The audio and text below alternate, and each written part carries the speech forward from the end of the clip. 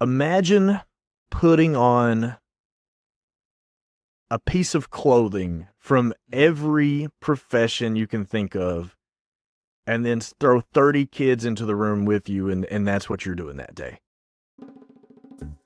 Welcome back to Teacher Tales, where we give you the keys to overcoming teacher burnout to find work-life balance and educational bliss if it still exists.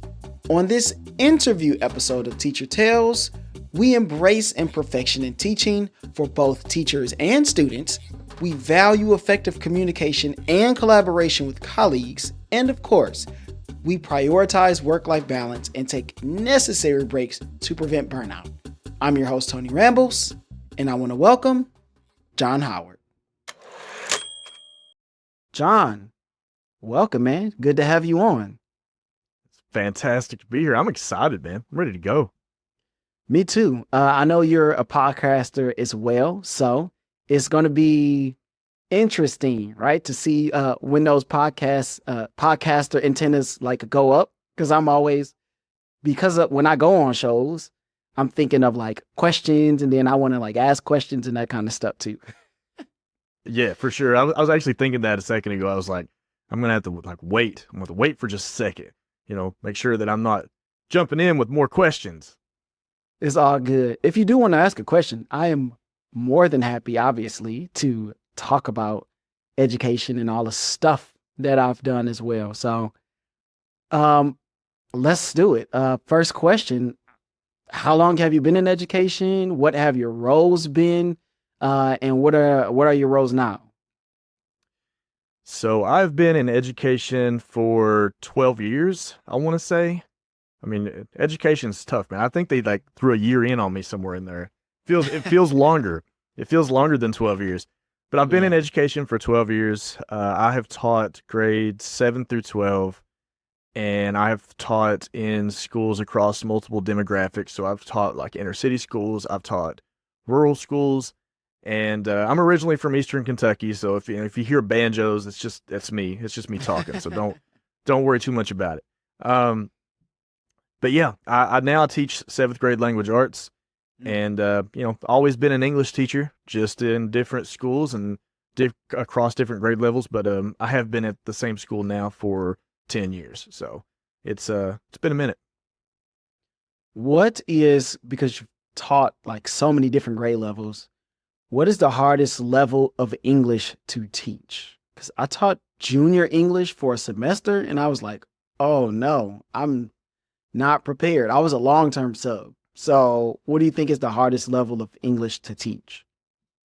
I may be a little biased now, but I've been teaching 7th grade English now for 10 years. So at this point, I'm like, man, this feels pretty easy now, right? Mm-hmm. Looking back to when you had to do Shakespeare and you had to read things that was in Middle English, when you start getting into more canonical texts, to me, personally, and this may be absolute. There may be people that just heresy. Yes, hate me for this, but I'm not a big canonical person. I'm not a big old literature kind of person. I'm more of a Harry Potter kind of guy, to be honest. Okay. So coming from an English major, it may be a little weird, but I prefer the younger grades. The older grades for me is much more. I don't know if I want to call it more difficult, but definitely more boring for me, for sure. Okay. So now you teach 7th grade English. Why did you choose middle school of all of the areas in which you could go into? Because I'm sure you can hear the bias here, because middle school, I just think is the craziest. So how'd you land on 7th grade? So it's funny you say that. Actually, my building right now, they're reconfiguring the structure of our district, and we're currently combined with the high school. So it's 7 and 8 is the middle school, the high school's 9 through 12, and we're all together, one big building. And they're actually moving us into a building with the 5th and 6th grade. So it's going to be 5 through 8. And at this point, I'm thinking well, man, the grade school doesn't want us, the high school doesn't want us, nobody wants us, man. The middle school is just like the kid that just nobody wants. Yeah. Why did I settle on middle school? Probably because my dad was a 7th grade, 8th grade teacher. My dad was a middle school teacher growing up, or when I was growing up. So I think that's probably part of it. Another part of it is, and I know we're going to get into this in a few minutes, but I taught for the first couple of years back in Kentucky, and I taught high school. And when I left Kentucky and moved to Ohio, I was at that point thinking that education was not for me. And when I finally decided to get back into it, I needed a change. And I specifically targeted middle school. So you said your dad was a teacher, seventh grade teacher. And where would you say that those are like the first breadcrumbs or the first inklings of you going, I think I want to do what my dad does, but I would now ask that question and go, how did you cross the bridge to going like, okay, I know for sure I want to do what my dad does, or I know for sure I want to be a teacher? Well, let me tell you, I've got that answer on lock, man. Let me tell you. So my dad was a middle school EBD teacher. He taught a behavior class. And my dad has 7 brothers and sisters, and 5 of them are teachers, I want to say. Most of my cousins are teachers. My dad's dad was a teacher. My mom was a school cook, cafeteria cook. My grandmother lived right next to us. So during the summer, all my aunts and uncles and everybody's off work. All my cousins, like it's like a family reunion. They're coming and going all the time. Must have been awesome. It was super awesome. But for me, it created a lot of confusion because I'm like, wait, every profession doesn't get off for summer? I didn't realize that until I was like in 8th grade. And at that point, I'm like, dude, you know what? This summer thing it's pretty cool. I kind of need to keep that going. So yeah, I decided that's when I was kind of like, yeah, I want to kind of be a teacher. Now, when I first went into college, I did not go into teaching. I went into electronics. And me and numbers don't get along very well. So, and I was writing a fantasy novel at the time. So I was like, you know what? I'm going to be an electrician that's writing a fantasy novel. Doesn't fit to me. So decided I was like, I'll teach kids how to write. So that's kind of how I landed on it. And I would say that's probably how you got into English. Like, when did you figure out like this is the subject? Because I say English is the hardest subject to teach. There's so much, it's subjective. For one, there's not like a 1 + 1 = 2. So how English? I know that's not great English, but that's how I'm gonna ask it. Dude, Harry Potter. Reading Harry Potter, grew up with it. Make it to the last novel, man. I'm reading that last novel. I'm literally shaking because I'm like worried, like what's going to happen to Harry. And while I'm reading it, I'm thinking, wow, how cool is this? That a piece of literature, a piece of writing can make somebody feel this. Your heart's pumping, you're shaking, you're nervous. I was like, I want to be able to do that, right? So I went into teaching or went into college, and when I went into English, it wasn't necessarily to teach as much as it was I want to write novels. At the time, I was thinking, you know what? I'm going to be a writer who teaches, right? Not necessarily a teacher who writes. That flipped pretty quick.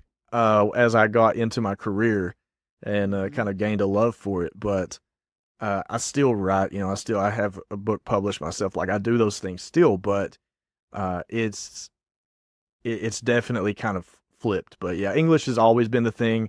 I'm garbage at math. Like awful at math. Garbage, dude. Like when I was in 7th grade, I still remember this like it was yesterday. One of the teachers walked around the room. She was, 8th grade. She was telling the kids, like it was like the last week or two of school. She was pointing to the kids like, hey, you need to go do honors math. You need to do honors math. She gets to me and specifically goes, you do not need to do honors math. And just kept going. So, you know what? Don't do that. That's not something you should probably do. No. But I remember it like it was yesterday. And guess what? I took honors math. At that point, I was taking it no matter what. Right. I'm going to show you. Did okay, but yeah. Numbers are me. We're not friends. We don't do well. Okay, here's a curveball for you. How would you describe teaching to someone who's never taught in the classroom? Imagine putting on a piece of clothing from every profession you can think of, and then throw 30 kids into the room with you, and that's what you're doing that day. Like, you are the counselor today, you are the nurse, you are the in some cases the parent, you are the best friend, you are the support system, you are the teacher, you're the janitor, you're cleaning up stuff. Like, your role, it's not, people think that you go and you just hand out a worksheet and then you sit at your Man, desk and then they just do it, right? Or people think that you walk in front of a class and you just start talking and they all just stop talking and listen, right? I try to tell people, like new teachers especially, like new teachers, listen up. If you're listening, you walk into a room and you start talking to kids, don't assume they're going to stop talking. You have to wait till they're quiet before you start talking. They will not stop. It ain't happening. Like, you just gotta, man, you figure it out. how do you do it? Like, what do you have a mechanism? I have a bell, ding, and I'll just keep hitting that bell to everybody be quiet. Do you have something? Yeah, I count down. I do the Okay, five, the four, OG three. countdown. Yeah. So the way that we approach it is, when you think about your staff meetings that you're a part of, right? Mhm. When your principal or when someone gets up and starts talking, like, even staff members, even adults don't immediately get quiet, No. right? Yeah, they don't. They just don't do it. And when you look at kids, like, teachers get upset because it's like, hey, I'm talking and you guys are still talking, but like, you can't expect people to stop talking on a dime, right? Mhm. Because people are finishing up conversations. They don't want to be rude. I remember being a student myself and the teacher starting to talk and a friend's talking to me, and I don't want to be rude and like just cut them off or straight up ignore Yeah. them. So so the way that we look at it is like, hey, I'm going to give you 5 seconds to finish up your conversation. And Mhm. now, after this countdown, I've got to 1. I'm waiting on you. Now we're having a problem. If you're still one of the 2 or 3 people that's left talking, like, now it's easy for me to tell, like, kind of who you are, and I can be like, hey, come on, cut it out. Like, it's not a big deal at that point. So yeah, you Yes. put out the big fire, and then you just got the little fires that's left to put out if you have a really chatty group. I like that. And I like that you have reasoning behind it. Because a lot of times you can get kind of passed down these, I don't want to say traditional, but here, you get passed down these processes that people use. And you're like, well, why am I doing it this way? It may not work for you, or you may not know, I don't want to say the science behind it, but the reasoning behind it. So it's almost like you have to come up with your own things in your own classroom that make sense to you, that are also useful in work. Because if you have a process but your process sucks and it doesn't work, then you do need to go out and get something else that's better, because that, we still have a job to do, and you still got to do your job well. I mean, some would argue you don't, but that's another discussion for another day. So you mentioned uh, new teachers. You mentioned getting in front of class and expecting those kids to be quiet or to do exactly what you say. And when they don't, because there will 100% be times where they just go, eh, I'm on my own schedule today. Don't really care what Mr. Howard has written on the board. I'm just not doing it. And those kind of attitudes and interactions, whether they're handled well or not, can definitely lead to some burnout. So have you ever experienced burnout in your 12 years of education, and what does that look like for you? I would say multiple times. Like, one extended major period of burnout. I would Mhm. say at this point in my career, I've been teaching 12 years. This is probably the best point of my career.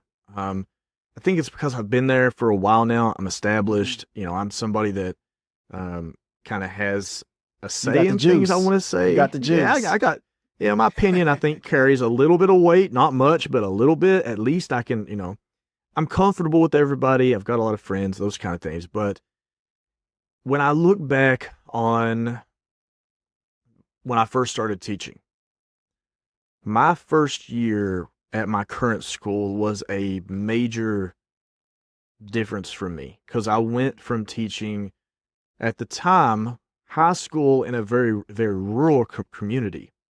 Like as rural as you can get, Eastern Kentucky. Like deer season, dude, everyone takes off. Nobody's at school that week. Wow. Yeah, like teachers, they're out. Students are out. Like literally, like when I was growing up, like half of the school is out for gun season, for deer season. Okay, like that's every kid that you're teaching. A lot of the kids they would like have dip. They would chew.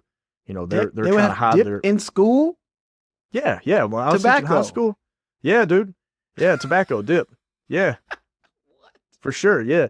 So I would be teaching, and I remember this one time a guy came in from like the state or something. And he was just I don't know if he was like evaluating, and I'm just teaching away, man. I'm like, okay, this is going really well, and then there's this dude about halfway back in the row, and again, this is at my first school back in Kentucky, and there's this dude about halfway back in the class. He's got his spit cup next to him, and it's sitting next to us. Now, of course, they can't have that, but I didn't see it, until that guy came in, right? And I just see it while I'm teaching, and I'm like, oh my God, I'm dead. this is like, oh my God, this is serious. This kid serious? But these were like 17-year-old kids, and like it was part of the culture, and technically, yeah, you can't have it. They weren't allowed to have it, but they're all trying to hide it. They're all, you know, spitting in places they shouldn't be, which is disgusting. But yeah, they're the books and all that. Yeah, they would do all that, but it was that's kind of what it was. It was rural country. That's what it was. And it's where I grew up. It's where I went to school. So like I was very familiar with it. But at the time I was still not kind of feeling education. I was like, it's just not, I don't know if it's for me. And then my wife got out of college and she got a job here in Cincinnati. And she graduated with a business degree. And let me tell you, my town had like 3 stoplights and a dollar store. That's it. Like, wow. You ain't getting there's no businesses there worth, working at, really. So she gets a job here in Cincinnati. We move here, and I get a job at like an inner city school. So you got some serious, like, really diverse, of, and it's not as much. It's just the culture is extremely different, right? Mm-hmm. And it took me a little while to kind of acclimate myself. And like my accent has changed, believe it or not, over the last 10 years. It used to be worse.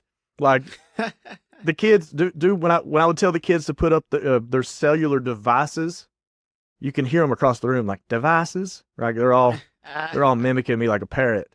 But when I first moved here, it was a big change because you're going from one sort of culture to another culture. Mm-hmm. And you're going from high school to middle school. And, as if you've ever moved schools, there's a completely different system in place for everything. Even the acronyms are all different. The lingo is all different. Like everything's different. And, you're moving from one state to the next. So at the time I was like, I had a very rough year. My first year where I was, it was very difficult. And I did one of the most horrible things you can do as a teacher. I compared myself to the other teachers in the building. I compared myself to people that had been teaching there for a while, who were veteran teachers, who knew what they were doing, who had their system in place, who knew what teaching looked like for them, had identified how their personality fits into the classroom. I had not figured that out yet. I just saw what they were doing. I tried to mimic what they were doing. It didn't work for me. Right? And then that makes you start saying, God, am I just bad at this? Do I belong here? Yeah, is this for me? So for me, when you start looking at quote unquote mental health days a lot, you're waking up every day, you're dreading work, you're nervous on the way to work because you have this kind of fear of the unknown. You don't know what's going to happen that day. I think that's when okay, you're probably really burnt out. You probably need to find, you're dealing with some anxiety. Like, I don't even know if you want to call it burnout if you've only been there for a year or two, right? But it's just, you're still trying to find yourself in the space. Mm-hmm. Mm-hmm. So when that happened, and as somebody who has moved states, went to so many different schools, I definitely understand. I moved from Detroit to Houston, Texas. That cultural shift is a major thing. So, Yeah. who really helped you get through that time when you were going through burnout? And I guess, what did they do? Did they have any strategies? How were they there for you? Definitely, definitely coworkers, right? Like Mhm. 100%, like coworkers in terms of looking at really what is the difference. And I tell people this like all the time. Like a big part of the reason, like the school that I teach at has a tremendous amount of turnover. The year that I came in, 50% of the staff had left the year before. 50. Yep. Wow. 50% of the staff had left before, and I'm coming into this um because at the time I guess it was a difficult place to teach. Mhm. Um and it's got dramatically better, at least for me, but uh those people, that those friendships that I made with my coworkers, and them just kind of, we at the middle school work on a team system, right? So Mhm. like the English, math, social studies, like we're all on a team. And my team is like kind of partially like my family here. Like we're very close. We've been together for a long time. Um, we support each other a great deal in Mhm. terms of how we handle pretty much everything. So I would definitely say my coworkers for sure, and then obviously my wife for having to put up with me because I'm I'm ridiculous. And I'm coming home and complaining every day. The whole thing. So, if you were to give burnout names, and we're gonna go with feelings, what words or what adjectives, would you Nah. use? What adjectives would I use for burnout? I would say nervous, anxious. Like that's what comes to mind for me. Mhm. Tired. Like you're tired because you don't want to go to work the next day. And you don't want to go to work the next day, and because you don't want to go to work the next day, you stay up too late. Cuz you're Yep. like, "Man, when I go to bed, it's like a time warp and I'm back at school." Yep. So like you're staying up till 11, 12, playing a video game, doing whatever it is that you're Yeah. doing, and and you don't get enough sleep, right? Mhm. You're sleeping in a little too late. I mean, if you don't want to be there, it leads to a lot of problems. So, Yep. exhaustion, nervousness, anxiety, right? All these things. These are more like feelings, more nouns than anything. But that's kind of where I would put it. So, teacher out there listening, if you start to feel any of these things, you start staying up too late, playing 2K or watching a game or scrolling on TikTok or whatever else, you're probably in the middle or getting to at some stage of burnout. So it's time to start asking yourself some tough questions. What am I feeling? Why am I feeling it? In the end, how do I get through it, get past it? And who can I call on? Because no matter how many people I talk to, there are always people out there that supported them and helped them, lent them a hand in some way. I've yet to talk to somebody that goes, "Oh yeah, nobody. I did all this by myself. I did it all on my own. I just figured it out." This that's just not how we as humans work. I think there are some things that we figure out on our own. Sometimes you got to go through it by yourself. More often than not, there are people available who are willing to help you. And, John just attested to it. We got a team and this is what we do. So shout out to the teams out there. 5 W's. So we have who, what, when, where, why. And of course, I got some questions associated with each word. Okay, I am going to do you the honor of allowing you to choose which W you want to start with. let's go with where. Ooh, okay. Where did you see yourself 5 years ago? Are you there? Or did the plans change along the way? 5 years ago, my son was born. Um, Ooh. So he is 5. He turned 5 this year. I thought there was a chance. So my wife has always wanted to live by the ocean. That's like she's always wanted to move south. She always wanted to be somewhere that just doesn't get cold, like ever, never gets cold. And I guess we always thought like, well, before he starts school, we might want to move somewhere else, right? Because once they start school, they make friends. It gets harder to move. So I thought that there was a good chance within the next 5 years I would probably have moved by now.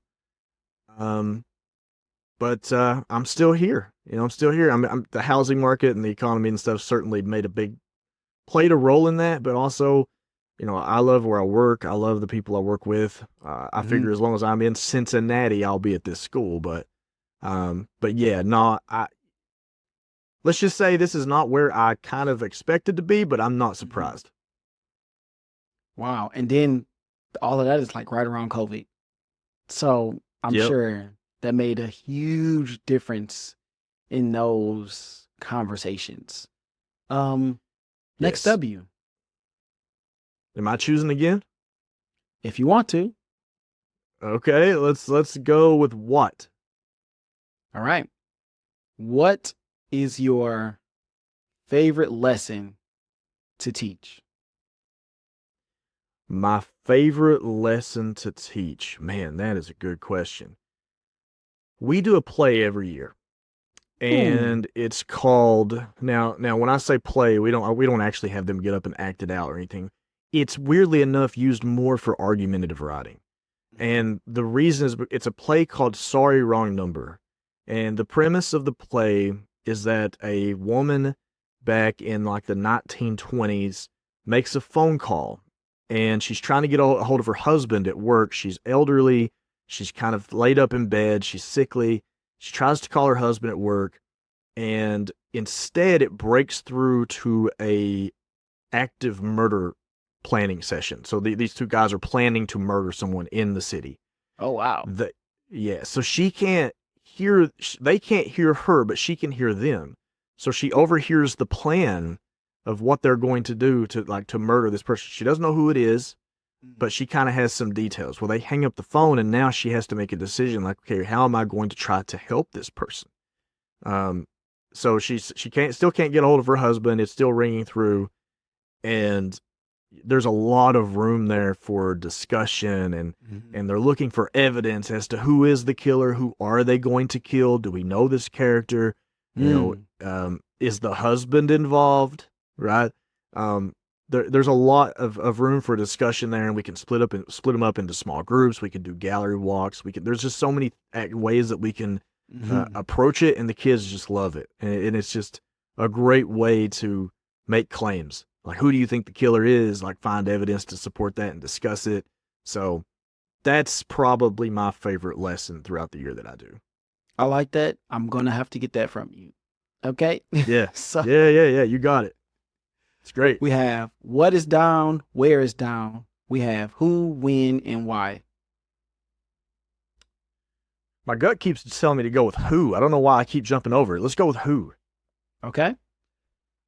Who's the student you'll remember forever?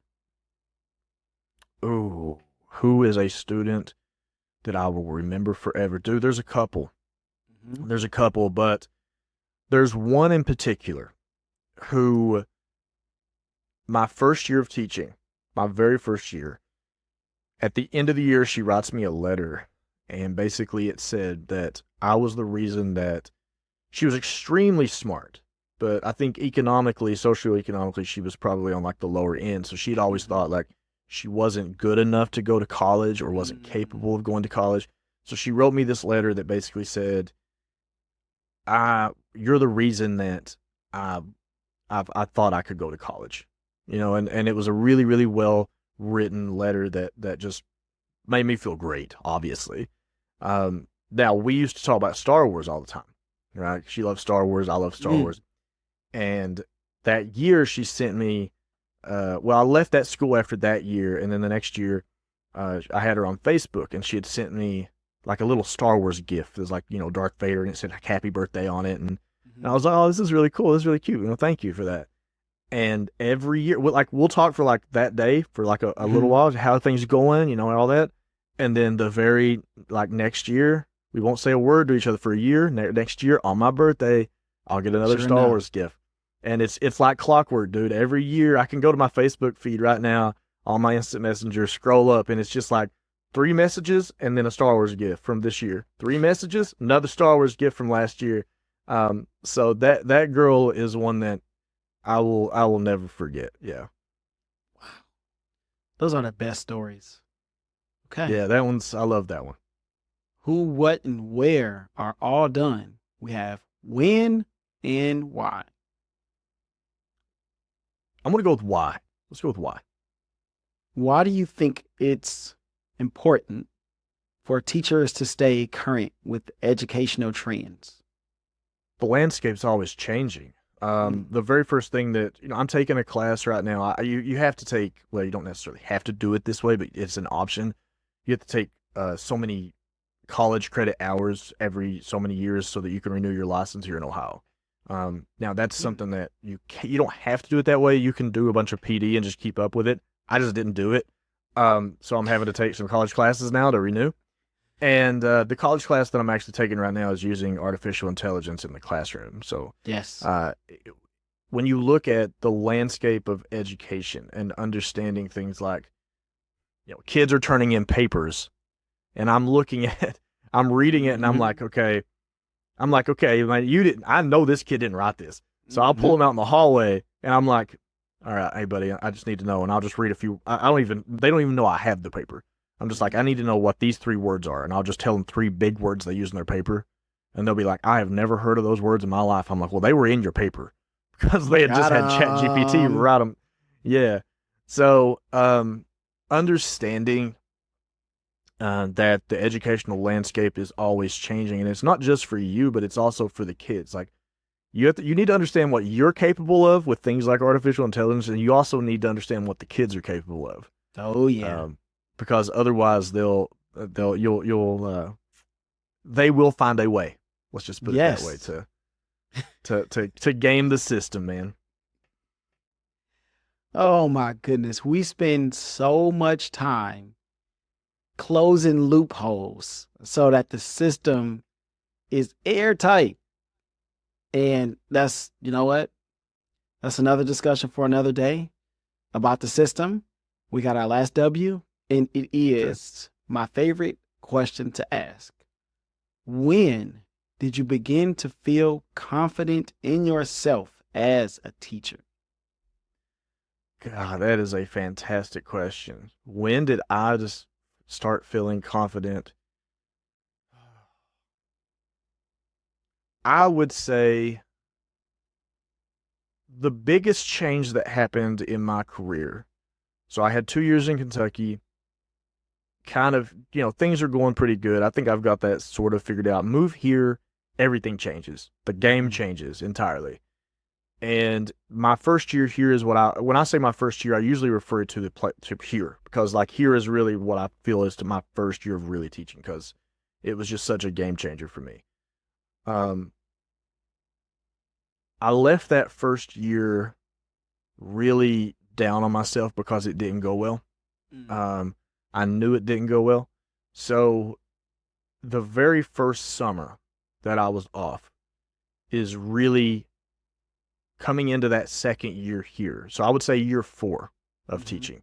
But my first summer here, you have a chance to reestablish Yes. yourself in terms of what you are. So, like I said earlier, I had got this habit of comparing myself to other teachers. And there's some teachers, like there's a guy I work with, super good dude, excellent teacher. He is the exception. He's not the rule. He walks into the room, they all stop talking, and they all look at him. He Mm. has this air about him. He has this aura about him where he just fills up the space. He's got a kind of a loud, booming voice. He's just very, he just has an aura about him. I Commanding don't have presence. that. Yes, a very commanding presence. I don't have that. I'm more like Mm. a bunny rabbit that's just kind of there. And I had to realize that me trying to come in and be larger than life, be loud with kids, get loud with them when I need them to be quiet. You know, I'm not intimidating anyone. It's just that is not happening for me, right? It's just that's not me, and that's okay, right? Mhm. It's important for teachers to realize that you don't have to be. You can be an excellent teacher without being like other excellent teachers. There's no Oh, one right way to do it. What looks like yes. greatness to you completely looks like something different to someone else. That is kind of what I would say. But for me, yeah, having that first summer and really being able to start off on the right foot, because that first few weeks is everything of the year, made a massive difference for me. Wow. John, you are excellent. Hey, I appreciate it. Yeah, appreciate it. You're good at this. Thank you for coming on. Uh, Hey, no plug your problem. plug your show. I mean, teachers who are listening to stuff about trying to figure out burnout and figure out education, I'm sure they would get great things from your show because I've seen what you guys doing. You and Wes. Just go ahead. So me and my brother, we have a podcast. It's called Brothers on the Board. We cover a variety of different topics, but the goal is really just so far has been to just do two things. It's to make teachers smile, make teachers laugh. We crack a few jokes, and to help teachers just to make their lives easier. That's kind of ultimately the goal. We're on Spotify, we're on iTunes, we have a website, brothersontheboard.com. And yeah, we would really appreciate if you guys checked it out. And I appreciate Tony here for having us on. That's really, really cool. And yeah, it's going to be fun. Wow, that was awesome. I hope you all enjoyed that conversation between me and John Howard. It was a pleasure having him on, as I knew it would be. I knew that the moving from state to state and the moving from grade to grade and just the great stories that he has about being a country teacher, teaching out in rural areas and then moving into a big city where he had to teach at a completely different kind of school. I thought that would be awesome, and it was. But before we get out of here, remember, sometimes you need a change. That could look like a move to another state. That could be a move to another grade or another school or another district. However, when you're feeling burned, take some time and evaluate before you leave education completely. That may not be the answer, and it might be. Take some time, evaluate. Also, you may need to find how your passion and education overlap. This could be a means to help you turn the page on burnout. Because you enjoyed what you heard from this episode, go join the Teacher Triumphs Facebook group. Me and Jen created it as a way to help you overcome burnout and balance life by building community with other wonderful educators. Thank you for listening. I'll be back next Monday and Thursday with more teacher tales. Keep teaching, keep learning, and I will see you all on the next journey.